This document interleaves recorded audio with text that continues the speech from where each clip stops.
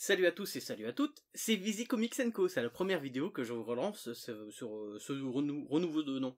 La bannière, le logo vont changer, je vais essayer de les changer bien sûr. On va faire ça à mon rythme, je suis encore en convalescent, j'ai encore des cicatrices tout ça avec des fils, donc je vais aller à mon rythme, on va pas se précipiter, mais je reviens en vidéo et je voulais vous présenter mes 12 lectures préférées de l'année dernière. Donc je vais parler surtout de BD, de manga et de comics, surtout de comics et de manga parce que j'ai pris quasiment équivalent BD comics, manga et comics, et la BD, je vais vous en présenter déjà deux. Bon, c'est déjà pas mal. Bon, on va commencer par la BD, le manga et le comics. Je sais très bien que vous êtes là pour le comics, mais bon, on verra bien, vous pouvez pas sauter si à la limite si vous voulez. Alors pour le comics, pour la BD je veux dire, pour commencer, on va vous parler de Yojimbo. Je vous en ai déjà parlé l'année dernière de Yojimbo tome 1. J'ai lu le tome 2 cette année et c'est toujours une masterclass. C'est toujours très bien dessiné, c'est toujours magnifique. C'est toujours dessiné par Sylvain Repos et écrit par Sylvain Repos. Ce que je trouve vraiment génial dans cette BD, c'est que à la fin on a des bonus en plus, on scanne un QR code et on peut aller lire sur smartphone ou sur tablette, tout ça. Des BD, dans l'univers de Yojimbo, mais annexes. C'est vraiment cool. On suit bientôt les aventures de ce jeune homme avec tous ses robots. Dans le tome 2, on va avoir des nouveaux personnages. J'ai pas trop envie de spoiler parce que c'est vrai qu'il n'y a pas énormément de texte, il y a beaucoup d'action, donc c'est vraiment une BD que j'aimerais vous recommander. Et tout le monde en parle, donc franchement, c'est pas cette BD que vous apprendrez beaucoup de choses ici. Par contre, il y a une BD que j'ai pas vu beaucoup, qu'on a beaucoup parlé, et je l'ai trouvé en occasion, je l'ai lu d'une traite, ça m'a touché, c'était vraiment cool. C'est À cœur ouvert, de Nicolas Karamidas, je connaissais pas du tout. C'était, j'ai trouvé ça en occasion, comme je vous dis, et j'ai réellement adoré. J'ai adoré cette BD. Donc ça va raconter quoi? Ça raconte l'histoire d'un homme sur quasiment toute sa vie, de sa plus jeune enfant jusqu'à ses plus de 45-50 ans quasiment. Nicolas Karamidas, c'est son œuvre à lui, il parle de lui, et c'est le premier enfant à 4-5 ans qui s'est fait ouvert le cœur, et qui a eu une opération à cœur ouvert plutôt, du cœur. Et ce qui est marrant dans cette BD, c'est que au début, on va le voir en tant qu'enfant, et ils vont lui parler comme un enfant, comme un parent pourrait parler à un enfant, du style pourquoi j'ai une si grande cicatrice? C'est parce que t'avais avalé une bille. Donc il va raconter ça à tous ses copains. Ses copains, ils vont y croire à cette histoire-là. Ses parents, ils vont lui expliquer un peu plus tard que des fois, il devenait un peu bleu parce qu'il y avait du mal peut-être à respirer ou des choses comme ça. Donc lui, il pense directement à un schtroumpf qui se voyait en schtroumpf. Mais après, il se voyait plus en Hulk vert. C'est tous les mensonges qu'on peut raconter à un enfant qui m'ont fait vraiment marrer au début. C'est un petit mensonge qu'on peut raconter comme ça, mais pour un adulte ça n'a pas d'importance, mais dans les oreilles et dans la tête d'un enfant ça a énormément d'importance. Bien sûr, ça c'est tout au début. Après il va se faire opérer, après il va grandir, il va avoir des enfants lui-même, il va avoir 2 enfants, une femme, une vie de famille bien rangée. Et il va tomber un peu remalade, il va se faire hospitaliser. Il va pas pouvoir revoir ses enfants tout de suite, sa femme tout de suite. Il va se faire interner pendant un moment. Et on va le voir un peu dans la dépression, un peu anxieux. Avec cette évolution de personnage, avec la vie courante, la vie qui mène, avec les ressources de son foyer, est-ce qu'il va réussir à sauver, en fait, à subvenir aux besoins de cette famille. C'est vraiment une BD vraiment que j'ai adoré, j'ai réellement adoré. Je l'avais pas payé cher, j'ai dû payer ça 8€, ça vaut à peu près, il n'est pas marqué le prix, je suis désolé, ça doit valoir 15-16€. Ça a été vraiment un gros coup de cœur. C'est une BD que déjà c'est beau, c'est un bel objet, c'est tout petit, c'est des éditions Dupuis. C'est vraiment un bel objet, ça se dit assez vite, c'est vraiment cool. Je vous le conseille réellement si vous vous intéressez un minimum à la BD. Bon, maintenant on va parler du manga. C'est vrai que cette année, l'année dernière et cette année, j'ai acheté beaucoup de mangas. D'ailleurs, cette année, l'année dernière, j'ai lu à peu près 105 livres. 105 comics, BD, manga. Donc si vous voulez, je vous mettrai la liste dans la prochaine vidéo que je ferai de tout ce que j'ai lu. Et cette année, je suis déjà à 27 livres lus.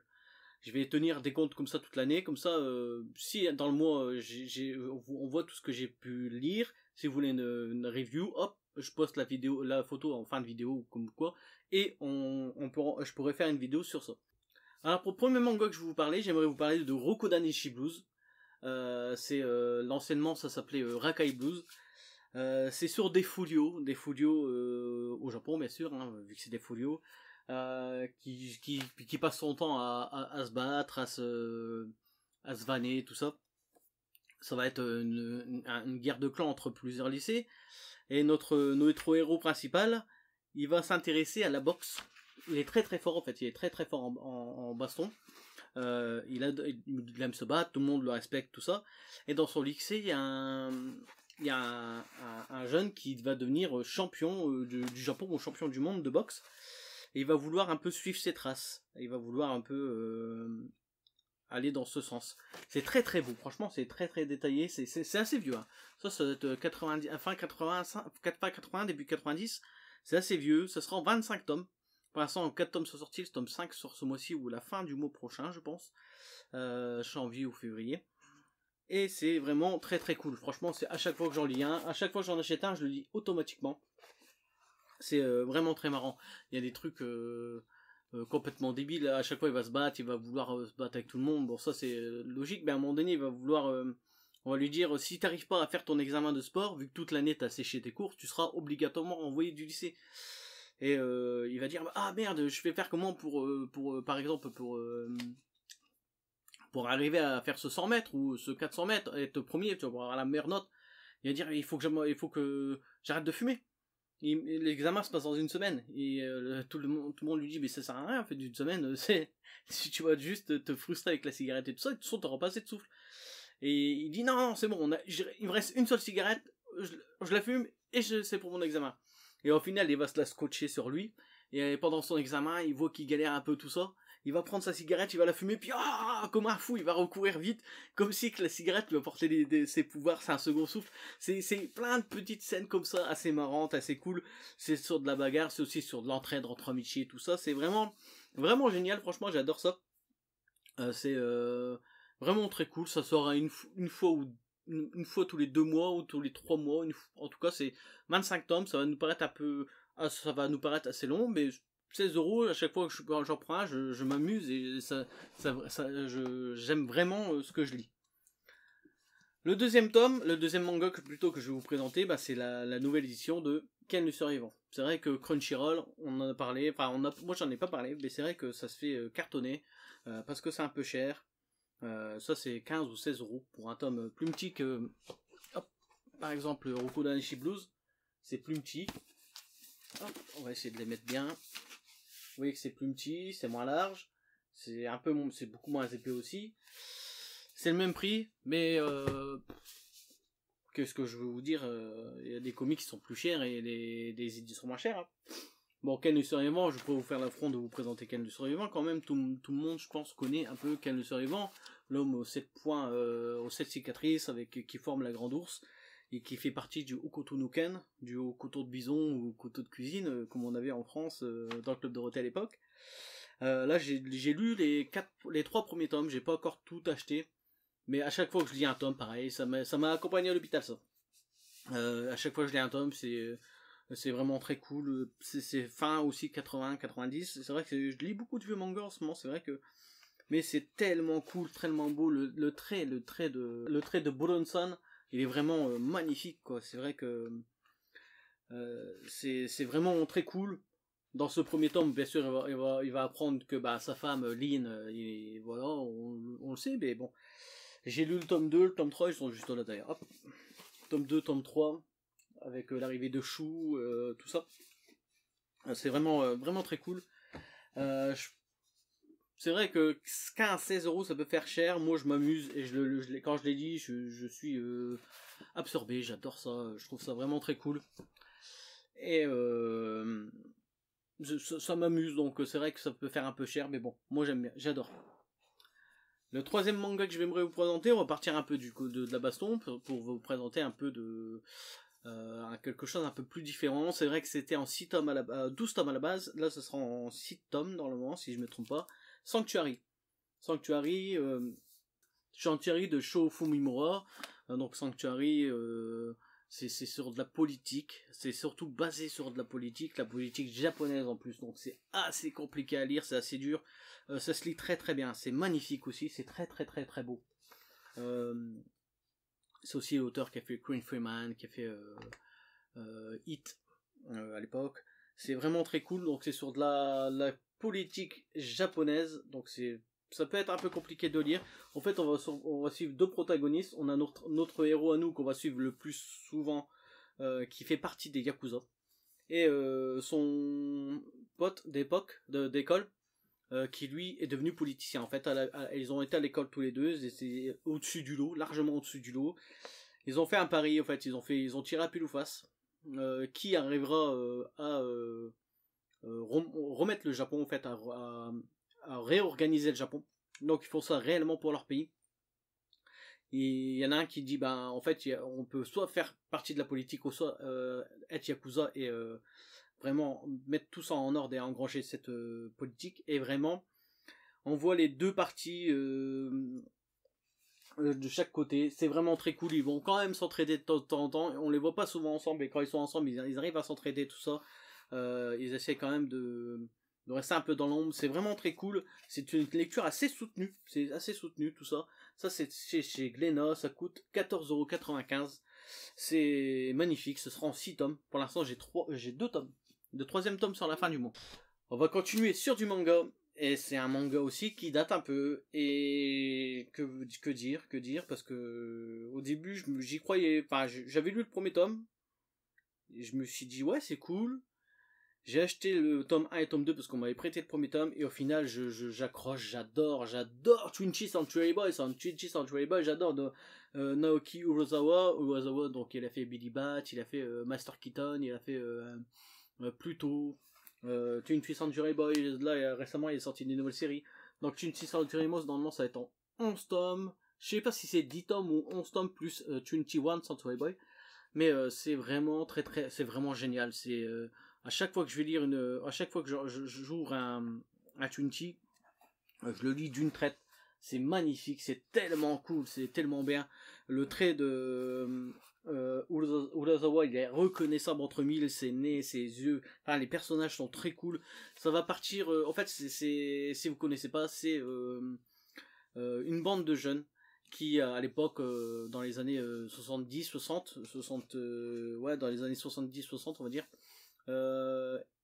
ont eu un groupe qui s'entraînait, tout ça, enfin qui s'entraidait, tout ça, parce qu'ils étaient souvent moqués par des plus grands, qui vont faire une petite base avec un drapeau, le drapeau de l'amitié, c'est un dos en l'air avec un œil dedans, et ils vont écrire une BD avec des super-héros, enfin avec un robot qui va venir détruire le Japon avec une arme bactériologique.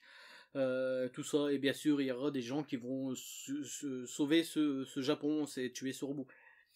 Et beaucoup plus tard, des années plus tard, dans les années 99-2000, ces jeunes qui ont justement écrit ce truc pour s'amuser à l'époque, ce jeune Kenji va s'apercevoir que à la mort d'un de ses amis, de Monkey, il va voir que le logo justement de l'amitié avec le doigt en l'air avec l'œil, ça lui rappelle quelque chose, il se rappelle pas tout à fait, il se rappelle pas de tout ça, il se rappelle pas de tout, et puis il va revoir ses anciens collègues, ils vont reparler, il va se rappeler de certaines choses, et en fait il va se rappeler de tout ce qui s'est passé, de tout ce qu'il avait prédit en étant enfant, tout ce qu'ils avaient prédit en étant enfant, et ben ça se passe réellement en fait, il y a quelqu'un de ce groupe d'amis d'enfance, qui est en train de réaliser toute cette prophétie. C'est très cool, franchement, il y a énormément de personnages et tous ces personnages sont reconnaissables entre mille. Tout au début, à chaque fois, je vais pas prendre le premier tome, je vais prendre, ils sont pas là. Tous ces personnages sont reconnaissables entre mille. On a tout le temps, au début, on a qui est le personnage à l'époque et maintenant, à peu près ce qu'ils ont fait, ils ont des résumés, c'est tout ça, c'est très très très très bien. Donc Kenji, lui, c'est juste un vendeur dans une supérette. Sa sœur est partie, il lui a laissé l'enfant, donc il reprend la supérette de son père et il garde sa mère en fait. Son père est mort et il y a sa mère avec lui à la supérette et il s'occupe de cette supérette avec sa mère. Ça va vite passer parce qu'ils vont vite arriver au moment où ils écrivent tout ça, donc ça va faire des sauts dans le temps, des sauts dans le présent, et c'est vraiment très cool. Là, j'ai lu 4 tomes en très peu de temps, et j'ai tellement hâte de pouvoir acheter la suite et de lire la suite. Mais bon, on va se mentir, en ce moment c'est compliqué la vie, hein, avec toutes les augmentations tarifaires des mangas, des comics, des mangas, mais surtout de la vie aussi, hein. Et le dernier manga que j'ai envie de vous parler, c'est un manga terminé, c'est pas assez ancien, c'est pas si ancien que ça allait, on va dire, elle est 5-6 ans peut-être. C'est Rikudo. J'adore la boxe. J'adore les mangas de baston, j'adore la boxe, j'adore les seinen. Et Rikudo, c'est clairement un truc qui me botte. J'adore Coq de combat, je vous en ai déjà parlé, je vous en ai jamais parlé vraiment en vidéo, mais j'adore Coq de combat, et Rikudo, ça me fait penser à Coq de combat. On va suivre ce jeune, Rikudo. Qui va se mettre à la boxe. Il va se mettre à la boxe le jour où comme des yakuza, un clan, va venir chez lui, chez son père, pour récupérer l'argent que leur père leur doit. Ils vont entendre du bruit, personne n'ouvre la porte quand ils frappent à la porte, ils vont entendre du bruit, ils vont défoncer la porte, ils vont voir ce jeune, Rikudo justement, en train de défoncer son père, pendu. En fait, son père il s'est pendu, et ce jeune est en train de défoncer le cadavre de son père. C'est juste terrible. C'est très bien. Ils vont pas le mettre en foyer. Ils vont essayer de le remettre chez sa mère. Mais sa mère est une toxico. Devant ses yeux, elle se drogue pour elle fait une fellation à quelqu'un juste pour choper de la drogue. Elle se fait quasiment violer devant le show. Et ça va partir en couille à ce moment-là, et lui il va se faire bien sûr interner dans un foyer. Il va prendre comme modèle un peu le yakuza qui est venu récupérer l'argent de son père et qui va lui foutre une raclée monumentale dès le début.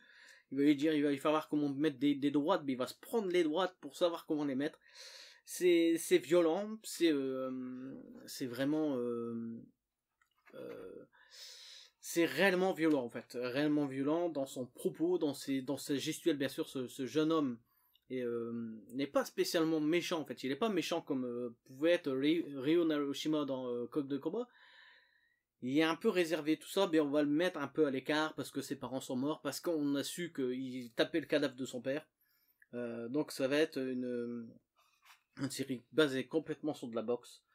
Ça va être un mordu de boxe, il va penser boxe, il va vivre boxe, il va faire tout pour de la boxe. Il sait que il va prendre 2, 3, 4 boulots peut-être pour pouvoir boxer, même s'il peut pas s'entraîner, même s'il peut pas vivre. Il va dormir dans la salle où il vit. C'est en 23 tomes, j'ai lu les 10 premiers tomes, j'ai tellement hâte de pouvoir lire la suite parce que c'est vraiment énorme. Ça c'est vraiment un gros coup de cœur. J'adore les mangas de boxe, j'adore la boxe, j'adore les mangas de boxe, j'adore les seinen. Et vraiment, réellement c'est un gros coup de cœur pour moi. On va passer dans le dur, on va passer aux comics. Donc déjà pour débuter ces comics que j'ai envie de vous parler, je vais vous parler de Fable. Dans ce nouveau format Urban Nomad, vous avez vu j'ai le tome 2, je viens de le finir le tome 2, j'ai adoré. Fable, c'est vraiment très cool. Là la deuxième vague est sortie j'ai hâte de me choper le tome 2 en même temps avec tous les mangas que je dois prendre, les comics ça commence à revenir un peu cher, donc là actuellement je suis en repos, je suis en arrêt, je peux plus dépenser d'argent, j'ai pas de salaire. Mais bon, on va, avec tout ce que j'ai pu engranger, j'ai de quoi faire. Et si vous voulez une review, il n'y a pas de souci. Donc Fable c'est vraiment très cool, ça revient sur toutes ces fables, Blanche-Neige, le chaperon rouge, les petits cochons, qui vont arriver tous dans le Fableville, dans cette ville de New York en fait, qui sera dirigé par Blanche-Neige, enfin qui sera la mère sera même pas Blanche-Neige. Blanche-Neige va diriger tous ces bonhommes, mais il y aura un maire et le shérif sera Bixby. Bixby, c'est le grand méchant loup. Alors la première enquête, ça va nous parler de du meurtre de Rose Rouge, la sœur de Blanche-Neige. C'est vraiment très cool. Toutes les histoires s'enchaînent bien. C'est vraiment très très bien. Cette édition un peu souple, un peu plus petite qu'un comics standard. Au début, je pensais ça gênant. C'est pour ça que j'ai acheté Watchmen dans un grand volume. Et je vous l'annonce, Watchmen, j'ai pas aimé. Donc j'en parlerai pas. C'est dommage, mais je suis désolé, j'ai pas aimé. Mais bon, on a un sommaire. Avec ce sommaire, on a tous les chapitres qui sont présents. C'est vraiment une très bonne lecture. Hein. Donc dans le premier volume, par exemple, dans le premier volume, on a 21 chapitres, donc c'est assez gros, c'est pas mal. C'est plus de 400 pages de comics. C'est à peu près 400 pages de comics. C'est vraiment très cool. C'est des fables revisitées, un peu plus de sang, avec un peu plus de sexe aussi. C'est réellement une très très bonne chose. Que je peux vraiment vous conseiller. C'est vraiment un de mes coups de cœur de l'année dernière et de cette année, parce que je continue cette année. L'année dernière, même si c'est pas sorti l'année dernière, je l'ai eu à mon Noël de l'année dernière. Et que dire encore de Jeff Lemire. Dans la vie, je suis soudeur. J'en ai déjà assez parlé, même sur Instagram, des fois je mets des petites photos, tout ça avec mon casque. J'aime mon métier, c'est pas un métier qui me dérange. Et j'ai vu que Jeff Lemire avait écrit un truc sur les soudeurs. Jack Joseph, soudeur sous-marin. Je me suis dit, tiens, pour référencer avec mon boulot, et puis j'aime le Jeff Lemire. On va s'acheter Jack soudeur sous-marin, on va lire ça, Jack soudeur sous-marin. Et que dire de Jack soudeur sous-marin? Réellement, c'est une merveille. C'est vraiment du Jeff Lemire dans la narration et au dessin. C'est réellement... Si on n'aime pas Jeff Lemire, il faut passer son tour. Hein. Bon, si vous n'avez pas aimé tout ça, je pense que c'est pas forcément une lecture qui va vous plaire, mais bon, j'ai trouvé ça réellement très très beau, très très très joli. L'histoire elle est simple, c'est Jacques Joseph, on rêvait sur l'histoire de Jacques Joseph qui va devenir père de famille. Sa femme est enceinte. Jacques est un soudeur sous-marin, donc il va souder sous une plateforme ferroviaire où en fait il part en gros un mois, il reste 3 semaines à la maison ou 2 semaines à la maison, je pense qu'il part 2-3 mois, il reste un mois à la maison et il part souvent pour bosser. Et à la fin de la grossesse de sa femme, il va commencer à avoir des complications. Sa femme va vouloir qu'il reste parce qu'elle sait qu'elle va arriver à son terme. Et Jacques Joseph, on va l'appeler Jacques, hein, lui, son boulot, il aime ça parce que il est dans les profondeurs. Il aime la sensation de la profondeur. La sensation d'être seul, de s'en sentir seul, tout ça. Et il va avoir des apparitions, il va se rappeler de choses de son enfance avec son père, avec sa mère. Il va se demander s'il sera un bon père, parce qu'il n'a pas forcément vécu la meilleure enfance. Pas que son père était violent, ni sa mère, mais il y a eu un divorce, et ils ont eu une séparation. C'était compliqué, la garde. Son père était chasseur d'or sous-marin. Et c'est pour ça que Jacques Joseph est resté dans cette ville pour chercher, pour faire sa vie où il a grandi, tout ça. C'est un comics plein d'amour, plein de doutes, plein de conseils. C'est vraiment très très bon. C'est vraiment un comics sur une vie, sur une trame de vie, sur une tranche de vie. Et j'ai adoré, j'ai vraiment adoré.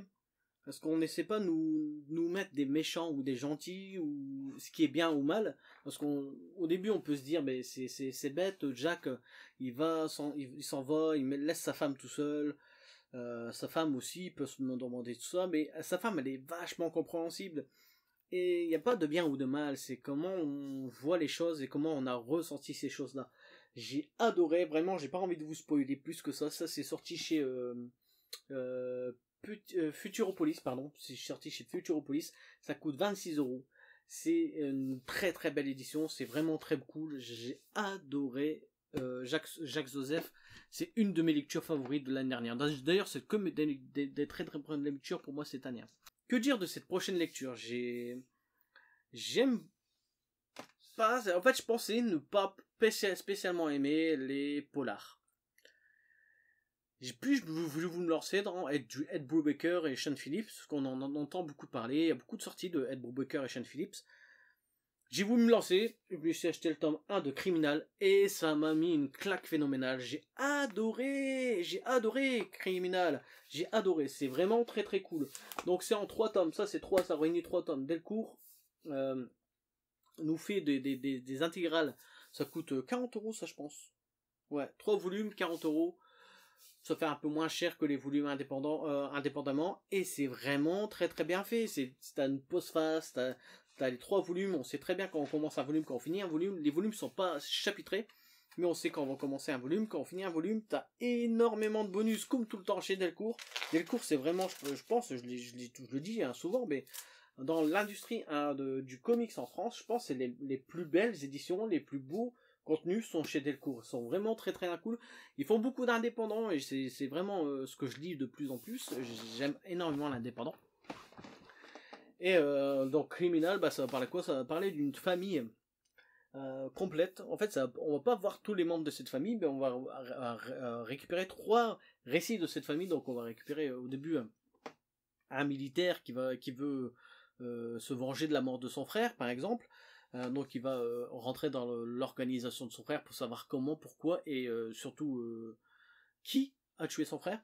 La 3e histoire, ça va nous parler d'un boxeur qui essaie de se séparer qui essaie de s'éloigner d'un de ses amis d'enfance, qui lui est tombé plus dans la mafia, comme son père. En fait, les parents de ces 2 jeunes étaient dans la mafia, un des jeunes, le blanc, a repris l'entreprise de son père, en mafia, et le gros black est devenu boxeur, un boxeur qui essaie de devenir professionnel. C'était vraiment génial. Donc c'est du roman noir, hein, c'est du criminal, ça va nous parler sur de la vengeance surtout, sur du polar, sur des enquêtes, tout ça. C'est vraiment très cool. Pour moi, c'est du premier Sean Phillips que je lis, et Sean Murphy, Ed Brubaker et Sean Phillips, je veux dire. Et c'est vraiment très cool. Donc il y a bourré de bonus, on a des postfaces, à la fin on a des bonus avec j'ai halluciné, c'était Johnny To qui parle de ça.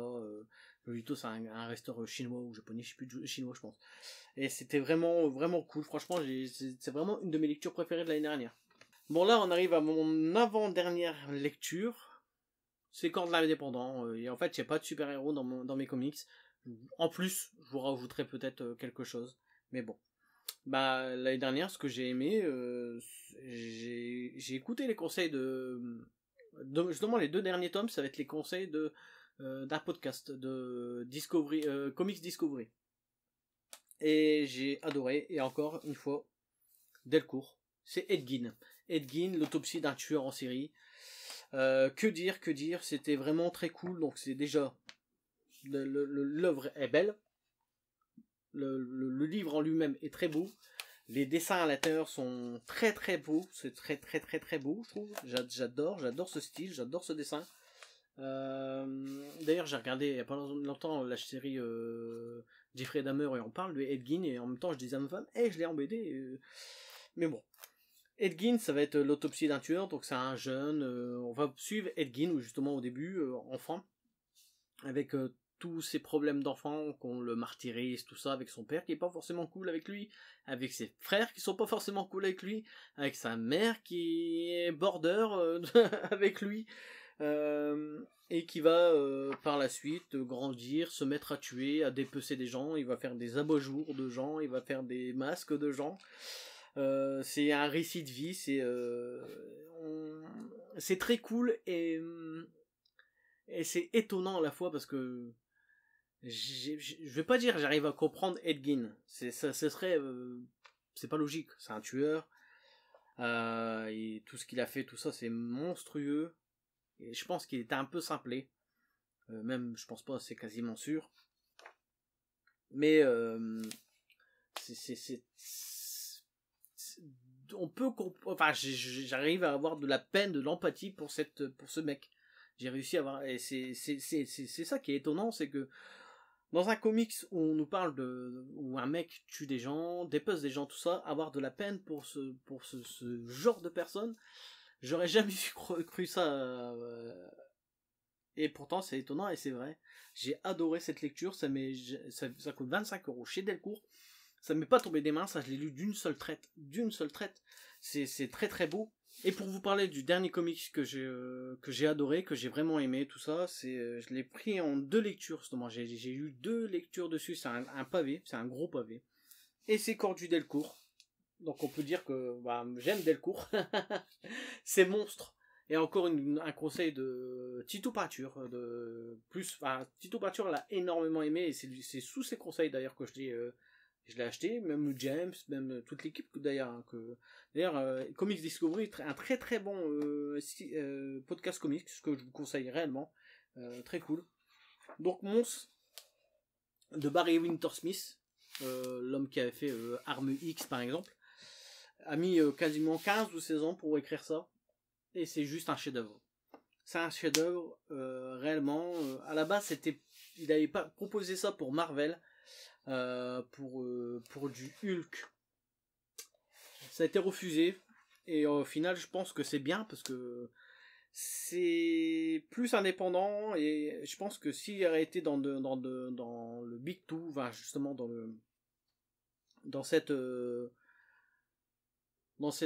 grande société comme Marvel, tout ça, on lui aurait imposé des choses qu'on lui a pas imposées là, et c'est peut-être mieux pour lui, réellement.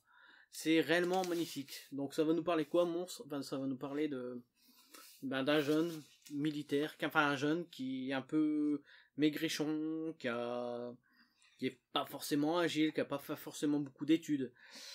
Qui a une vie un peu merdique avec des parents. Il y avait une mère assez cool, un père plus absent, plus parce qu'il était militaire, qui était un peu plus violent avec lui.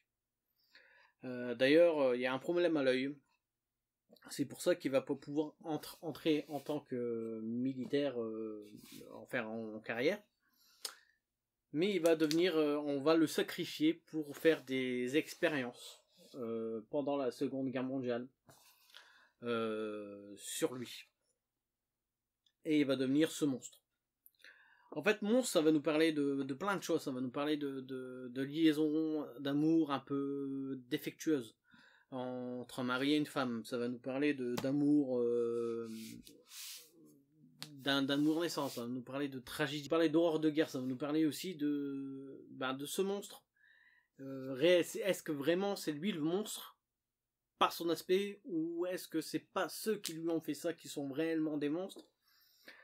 Se sentir rejeté, tout ça c'est compliqué, ça va se passer sur plusieurs temporalités, c'est sur une vie complète, la vie complète de cet homme-là qui est enfant, qui va devenir adulte et qui va devenir un monstre.